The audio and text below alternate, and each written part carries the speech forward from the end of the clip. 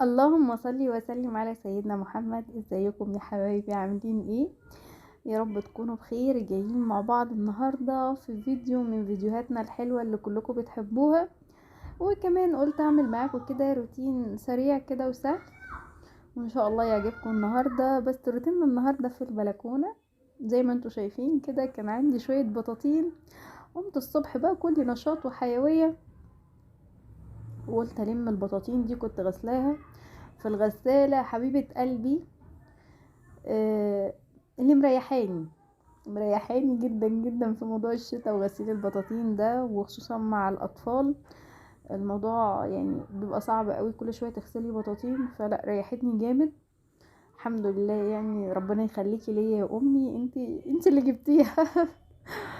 فالحمد لله، يعني كل شوية بغسل فيها البطاطين كده، مش شايلة هم غسيل البطاطين ولا شيل وحط زي الاول. بحط فيها البطانية، بتغسلها وتنضفها وتعصرها كمان، يعني بتقعد يوم واحد على الحبل، مش بتطول قوي زي ما بتبقي غسلها طبعا في البانيو او على ايدك. سواء كان في طبق او في البانيو الموضوع بيبقى صعب قوي، وبتقعد بالاسبوع على الحبل على ما بتنشف. لكن الحمد لله يعني الغسالة مساعداني، مش بتكمل يومين على الحبل، يعني هو يوم يوم ونص بالكتير قوي لو البطانية تقيلة. لميت البطاطين كده ومسكت البلكونة، كانت متبهدلة تراب طبعا، الأيام اللي فاتت كان فيها تراب جامد، فكانت متبهدلة معايا. فقلت لأ، لازم كده نعمل لها تنظيفة محترمة، وانا ناوية انضفها تاني. انتوا عارفين بعد ما نضفتها التنظيفة دي قلت يا ريتني كنت عملت الحيطان. للأسف يعني ان انا ما عملتهاش، بس كنت عايزة انجز لان انا كنت لوحدي وماما كانت بره، كنت لوحدي بالعيال عندها. فموضوع يعني كان صعب ان انا اطول قوي في البلكونه، كنت عايزه انجز وخلاص. فاكتفيت بالارض، يعني نظفت الارض كويس قوي ولميت الغسيل وجبت المنشر. المنشر بقى هقول لكم عليه، ده قصته ده يعني تحفه تحفه. والحمد لله يعني ستاير مغسوله ونضيفه، انا غسلاها اصلا الشهر اللي فات. ساعه ما وريتها لكم في الفيديو كنت غسلت معاكم الستاير، وناس كتير قالت ده مليانه تراب. هو البيت اصلا على طريق وعلى شارعين، فبيبقى فيه تراب كتير جدا من العربيات ومن الشارع، فغصبا عني موضوع التراب ده. عشان ناس كتير بتقول الستاير كلها تراب، طب ما هي ستاير بلكونه فطبيعي تتملي تراب. وبعدين انا عاملاها ليه اصلا؟ ما انا عاملاها عشان تصد عني التراب، لان طبعا البيت لما بيبقى على طريق غصبا عني بيكون فيه تراب كتير. يعني انا حتى الهدوم والله ما بقيت عارفه حتى انشرها في البلكونه، بقيت بنشر على منشر من كتر التراب اللي في الشارع ودبان. مع ان يعني الستاير برضو مغطيه شمس جامد. يعني بصوا، حتى انا كنت غاسله السجاده هنا، بقيت اقلب فيها كل شويه عشان ما تطولش، عشان اعرف اشيلها على طول. موضوع ان البيت على طريق دي بصراحه صعبه قوي، يعني على قد ما هو حلو، يعني كشف الشارع وكشف الناس وفي صوت في ونس، بس في نفس الوقت موضوع التراب ده صعب قوي. مهم يعني البلكونه كبيره قوي على ناحيتين، على شارعين يعني او نصيتين. بنضفها كويس كده ومظبطها. يا جايبه اوضتين، يعني جايبه الاوضه بتاعتي اللي ورا اللي هي فيها التكييف دي، والاوضه التانية. الاوضه التانية دي مفتوحه على الصاله او على الريسبشن يعني عموما. نضفتها كده كويس، وهو السقف يعني مش متبهدل قوي، هو فيه تراب بسيط خالص، بس قلت بقى مره تانية هبقى اعمله. وكمان السور نضيف، بصوا حبيت اوريكم السور اهو كله نضيف الحمد لله. انا كنت منضفه السور قبلها بيومين قبل ما انضف التنظيفه دي، والتكييف مغطيه طبعا عشان خاطر التراب، وحاطه هنا ستيكر كده على الالوميتال. في الشباك انا حاطه من جوه، لكن في البلكونه حطيت من جوه ومن بره، لان الالوميتال بيعمل ضوء شديد قوي جدا في الاوضه. وطبعا الستاير هنا مش بلاك اوت، ستاير عاديه. وكمان حتى الستاير الاوضه دي انا كنت شايلاها من ساعه ما ركبنا التكييف، وانا شلت الستاير لانها كانت عايزه توطى، يعني الستاير عايزه توطى. وبصراحه من موضوع ما قلت هنقل، وانا ما بقتش عايزه يعني ادق حاجه او اكسر حاجه او اعمل حاجه تاني. قلت لا، يعني هنستحمل كده، نمشي الدنيا كده شويه لحد ما ربنا يسهلها كده وننقل. مش عايزه ابوظ حاجه عشان خاطر لما اجي ابيعه برضو ما احسش ان انا هلكته قوي. فاهمين النقطة دي؟ يعني ما يتقالش عليه ان هو اتهلك، لا انا برضو محافظة على كل حاجة، محافظة على الحيطان، محافظة على الشبابيك، محافظة على كل حاجة. وحتى الدهان برضو بحافظ عليه جدا. فالحمد لله يعني على قد ما اقدر الواحد بيحاول يحافظ على الحاجة مادام مش هيستقر فيها، وحتى برضو لو هنستقر فيها برضو كنا محافظين عليه على الاخر. بس في الشقة الجديدة ان شاء الله يعني مش هعمل كده. في شقة جديدة بقى هفرش ستاير كلها، مش هعمل كده تاني، يعني لازم افرش ستاير. هنا ما كناش بنفرش ستاير كتير خالص، كنا حابين ان الشقة تبقى منورة، لان البيت اصلا كله شمس، انتوا شايفين البيت كل حتة فيه بتدخل فيه شمس، فيمكن دي ميزة حلوة قوي، بيطهروا وبيعقموا كل حاجة فيه، فدي حاجة كويسة قوي. وفي نفس الوقت طول الوقت منور، يعني الاوض كلها منورة والصالة منورة كله على الشارع، والمطبخ والحمام كمان منورين، المسقط عندي منور. فهو بصراحة جميل جدا، دي يمكن احلى ميزة فيه. وفي نفس الوقت لو انتي بقى مش حابة الضوء ممكن تعملي بستاير بلاك اوت او حاجة تقللي منها من الضوء ده.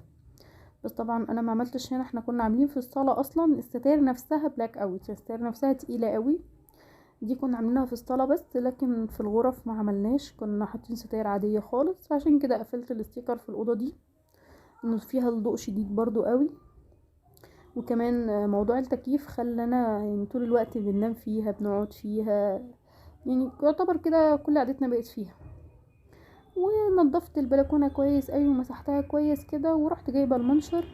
المنشر ده تحفة تحفة، الناس اللي ما جابتوش هاتوا والله، احلى من البلكونة 100 مرة يعني. وعندي اصلا كان موجود عندي في الشقة بقاله 3 سنين، بس كنت بحط يعني عليه حاجات كده بسيطة، اللي هو يعني غيرات داخلية، حاجات خفيفة خالص. لكن طبعا الشقة عندي دور خامس، ف مش طايلني تراب كتير، يعني مفيش تراب يعتبر، وكمان مفيش دبان، مفيش حاجة، ف احسن بكتير من الادوار اللي هي يعني قريبة من الشارع. يعني هنا ده دور تاني، فموضوع صعب قوي.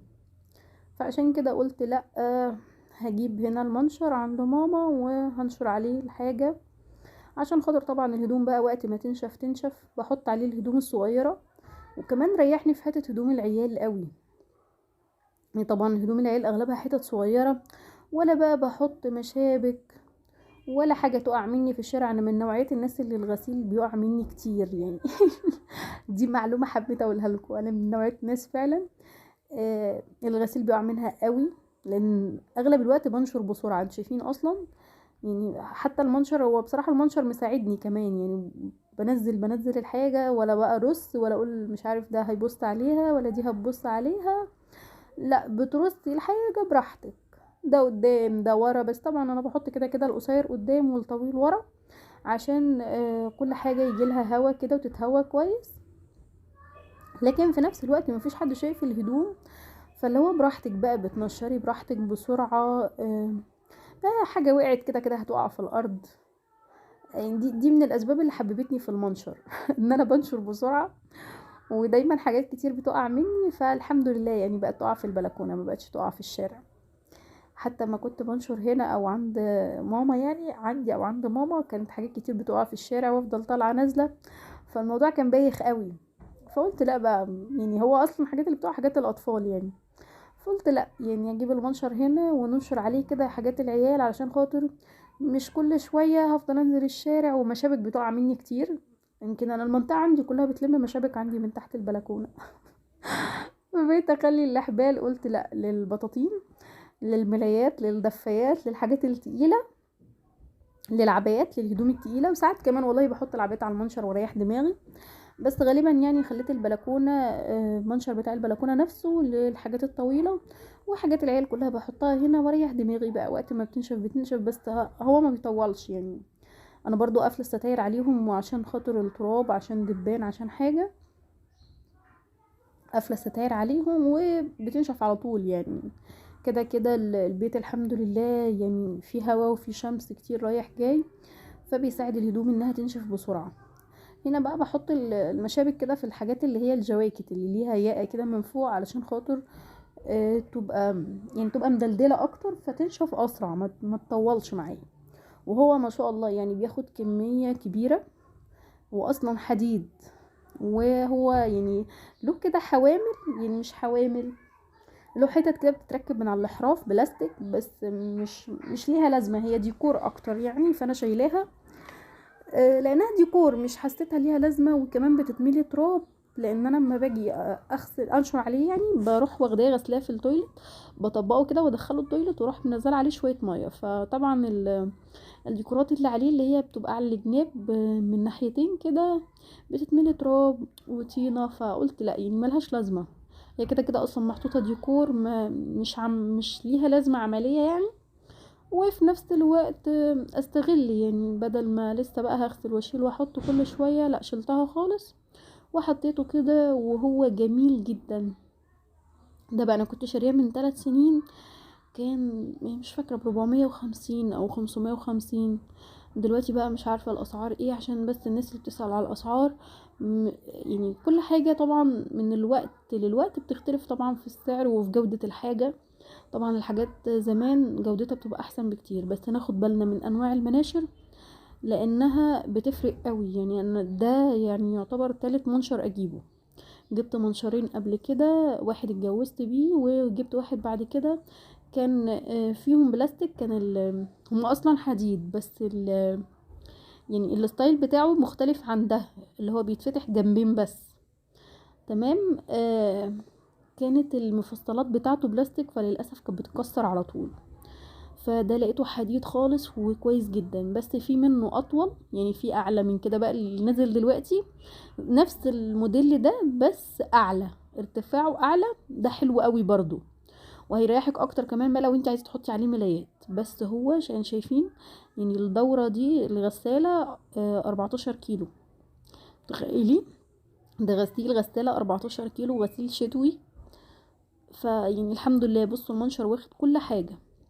وخلصت وكنت شارية شوية حاجات كده، نزلت اشتريتها طبعا بعد ما خلصت بقى واتغدينا، نزلت خربت الدنيا. قلت ما اوريكم، جبت الهاف بوت التحفة ده، عجبني قوي وجلده عجبني، جايباه كده من محل جنبي يعني مش من بعيد. قلت بقى يعني الشتا داخل نروق على نفسنا شوية، الشتا داخل وقرب يخلص يعني متقلقوش. بس انا جايباها يعني بقالي اسبوع، بس للاسف يعني التصوير برضو معطلني شوية، فجبته وقلت اوريهولكوا، وهو حلو قوي، شكله حلو قوي في الشتا يعني. انتوا عارفين عشان ده نزلت اشتريت حاجات تانية، هوريها لكم استنوا بس. وجبت كمان الجزمة دي، بس دي جبتها لماما، قلت لها تعالي بقى اما نروقك شوية، انتي مش مهتمية بنفسك، احنا نهتم بيكي يا قمر. جبت لها الجزمة الحلوة دي برضو، جلدها حلو ونعلها من جوه كده بيبقى طري قوي، فكانت حلوة. وكمان كعبها مش عالي. بصوا الكعب، بوريكم الكعب، وكمان خامة الجلد كويسة جدا. وجبت كمان كوتش اللولا، طبعا ما نقدرش نجيب حاجة لينا والانسة لولا لا. جبت لها الكوتش الحلو ده، الموديل ده حلو قوي، ان لو بيجيبوا كوتشيات هاتوا الموديل ده، جميل جدا وخصوصا الاطفال، يعني عالي عن الارض، عشان خاطر طبعا لو في مية في الشارع ولا في حاجة مش تبهدله، يعتبر زي ما يكون كده ليه كعب.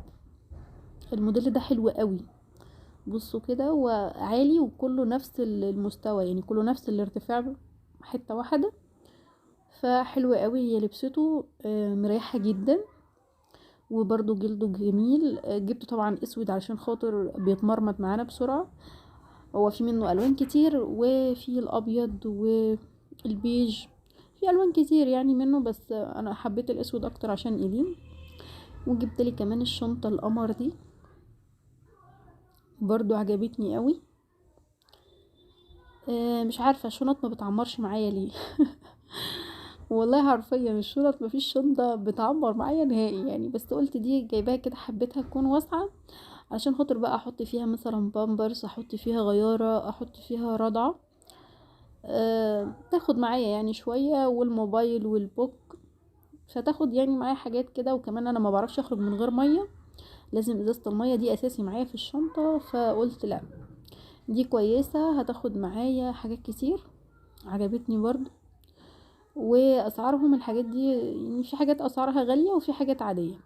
يعني الشوزات ال3 كوتشيات كانوا عاملين 580، والشنطة كانت ب75، والشبشب ده شبشب بلاستيك برضو حلو، عجبني اوي خامته، بصوا طرية جدا. ده كان عامل 25، طري كده من فوق، وشه طري. الشنطة والشبشب او السليبر او الحاجات اللي جايه بعد كده انا جايباهم من العتبة، لكن الشوزات انا جايباها من محل جنبي مني هنا. تمام. نزولوا العتبة يا جماعة فيها حاجات تحفة تحفة. انزلوا كده وغيروا جو واشتروا برضو حاجات هناك، هي مش رخيصة قوي بس ارخص بكتير من هنا، بالنسبة لي ارخص بكتير من هنا. وجبت كمان ده، بس ده كان عامل 190. جبته بصراحة عشان خاطر الهاف بوت، قلت هلبس تحتيه ليجين كده، هو طويل اصلا يعني لحد الركبة، قلت هلبس ليجين كده على الهاف بوت وشكله حلو قوي. والموديل بتاع الرقبة ده انا اول مرة اجيب الموديل بتاع الرقبة ده، بس عجبني يعني. قلت هو شوية تغيير كده يعني، نفرفش عن نفسنا شوية. هو طويل وله حزام من ورا كده، بس الحزام بتاعه قماش يعني، بس شكله حلو. وجبت عليه طرحة برضو، هي مش نفس الدرجة بس لونها قريب منها.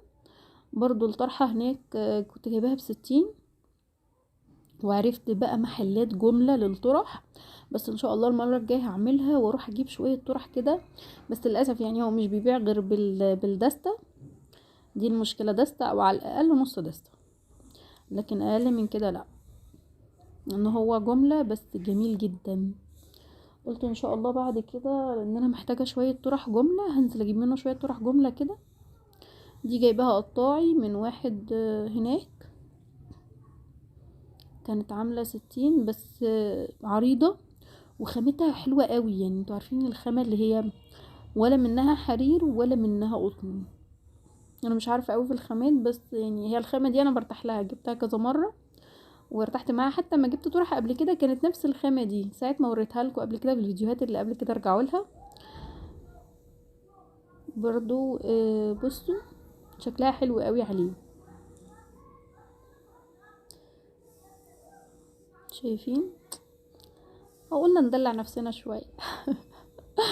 يعني عمالين ندلع في العيال ونجيب للعيال واحنا ما بنجيب لناش حاجة ينفع. قلت يعني شوية كده تغيير جو، او اطلع من الشتا ده بحاجة لنفسي، بدل ما انا كل شوية بجيب لهم وانا لا انا لا. فلا بقى قلت المرة دي اجيب لنفسي كده. وبصوا فيها النقشة بتاعتها فيها درجة قريبة جدا منه،